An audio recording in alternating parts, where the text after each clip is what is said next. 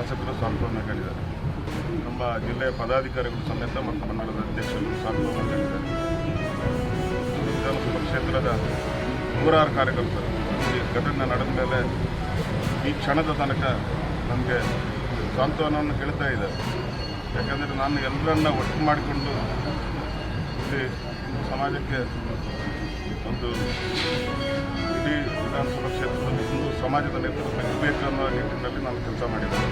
ಇನ್ನು ಮುಂದೆ ಬಾಲಿಂಗೇಶ್ವರನ ಆಶೀರ್ವಾದದಿಂದ ಅದೇ ನಿಟ್ಟಿನಲ್ಲಿ ನನ್ನ ಜೀವ ಇರೋ ತನಕ ಅದೇ ನಿಟ್ಟಿನಲ್ಲಿ ನನ್ನ ಕೆಲಸವನ್ನು ನಾನು ಮುಂದುವರಿಸ್ತೇನೆ. ನಮಗೆ ಆಮಂತ್ರಣ ಕೊಡ್ತೀವಿ. ಜವಾಬ್ದಾರಿ ಗೊತ್ತಿಲ್ಲ ಬರೆಯೋದ್ರಲ್ಲಿ ಜವಾಬ್ದಾರಿ ಇರುವಂಥ 3 ಜನ ಬಂದು ಆಮಂತ್ರಣ ಅಲ್ಲ, ವಿಘಟನೆ ಮಾಡೋದಿಲ್ಲ, ನಾವು ಸಂಘಟನೆ ಮಾಡ್ತೇವೆ ಅಂತ ವೇದಿಕೆಯಲ್ಲಿ ಹಿಂದಿನ ದಿವಸ ಹಿಂದವಿ ಸಾಮ್ರಾಜ್ಯದಲ್ಲಿ ಭಾಷಣ ಮಾಡಿದ್ದಾರೆ ಒಂದಷ್ಟು ಮಂದಿ ಜವಾಬ್ದಾರಿ ಇರೋರು. ಇವತ್ತು ತಮ್ಮನ್ನು ಹೊರಗಡೆ ಅಥವಾ ತಮಗೆ ತಡೆಯುವಂಥದ್ದು ವಿಘಟನೆ ಮಾಡಿದಾಗ ಆಗಿಲ್ಲ ಅಥವಾ ತಾವು BJPಯಲ್ಲಿ ಇದ್ದೀರಿ ಅನ್ನೋ ಕಾರಣಕ್ಕಾಗಿ ತಮ್ಮನ್ನು ಹೊರಗೆ ಹಾಕಿದ್ದು ಅಂತೇಳಿ ಚರ್ಚೆಗಳಾಗ್ತಾ ಇದೆ. ನಿಮ್ಮ ಪ್ರಶ್ನೆಗೆ ನಿನ್ನೆ ಏನು ನೋವನ್ನು ನನಗೆ ಕೊಟ್ಟಿದ್ದಾರೆ. ನಿಮ್ಮ ಪ್ರಶ್ನೆಗೆ ನಾನು ಉತ್ತರಿಸುವುದಕ್ಕಿಂತ ಅವರೇ ಉತ್ತರಿಸುವುದು ಒಳ್ಳೆಯದು ಅಂತ ನನ್ನ ಅನಿಸಿಕೆ.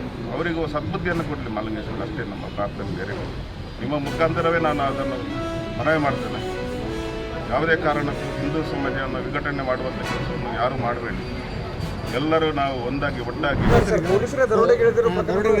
ಈಗ ನೋಡಿ, ದರೋಡೆಗಿಳಿದ್ರೆ ಅವ್ರ ಮೇಲೆ ಕ್ರಮ ತಗೊಳ್ತೀವಿ. ಯಾರು ನೇರವಾಗಿ ಅದರಲ್ಲಿ ಭಾಗಿಗಳಾಗಿರ್ತಾರೆ ಅವ್ರನ್ನ ಇಮಿಡಿಯೇಟಾಗಿ ಡಿಸ್ಮಿಸ್ ಮಾಡ್ತೀವಿ. ಈಗಾಗಲೇ ನಾನು ಮೊನ್ನೆ ಹೇಳಿದ್ದೇನೆ. ಈಗ ಯಾರು ಕೆಲವರು ಪೊಲೀಸ್ನವರು ಈಗ ಮೊನ್ನೆ 7 ಕೋಟಿ 11 ಲಕ್ಷ ದರೋಡೆ ಆಗಿತ್ತು ಬೆಂಗಳೂರಲ್ಲಿ, ಅವ್ರನ್ನ ಹಿಡಿದಾಗ ನಮ್ಮವನೇ ಒಬ್ಬ ಕಾನ್ಸ್ಟೇಬಲ್ಲು ಅದರಲ್ಲಿ ಇನ್ವಾಲ್ವ್ ಆಗಿದ್ದ, ಇಮಿಡಿಯೇಟಾಗಿ ಡಿಸ್ಮಿಸ್ ಮಾಡಿದ್ದೀವಿ. ಅದೇ ರೀತಿ ಮಾಲೂರಿನಲ್ಲಿ ಒಬ್ಬ ಪೊಲೀಸ್ ಕಾನ್ಸ್ಟೇಬಲ್ಲು ಇನ್ವಾಲ್ವ್ ಆಗಿದ್ದ, ಅವನನ್ನು ಡಿಸ್ಮಿಸ್ ಮಾಡಿದ್ವಿ. ಇನ್ಮೇಲೆ ಎನ್ಕ್ವೈರಿ ಆಮೇಲೆ ಈಗಾಗಲೇ ದಾವಣಗೆರೆ ಇನ್ಸಿಡೆಂಟಲ್ಲೂ ಒಬ್ಬನನ್ನು ಡಿಸ್ಮಿಸ್ ಮಾಡಿದ್ದೀವಿ. ಈಗ ಇನ್ನೊಬ್ಬನನ್ನು ಸಸ್ಪೆಂಡ್ ಮಾಡಿದ್ದಾರೆ. ಅದ್ರ ಬಗ್ಗೆ ವರದಿ ಕೇಳಿದ್ದೀನಿ. ವರದಿ ಬಂದ ಅವ್ರ ಮೇಲೆ ಕೂಡ ಕ್ರಮ ತಗೊಳ್ತೀವಿ. ಯಾವುದೇ ಮುಲಾಜಿಲ್ಲ. ಯಾವ ಪೊಲೀಸಿನ ಸಿಬ್ಬಂದಿ ತಪ್ಪು ಮಾಡಿದರೆ ಮುಲಾಜಿಲ್ಲದೆ ಕ್ರಮ ತಗೊಳ್ತೀವಿ. ಅವ್ರದ್ದು ಯಾವುದೇ ಮುಲಾಜಿಲ್ಲ ನಮಗೆ.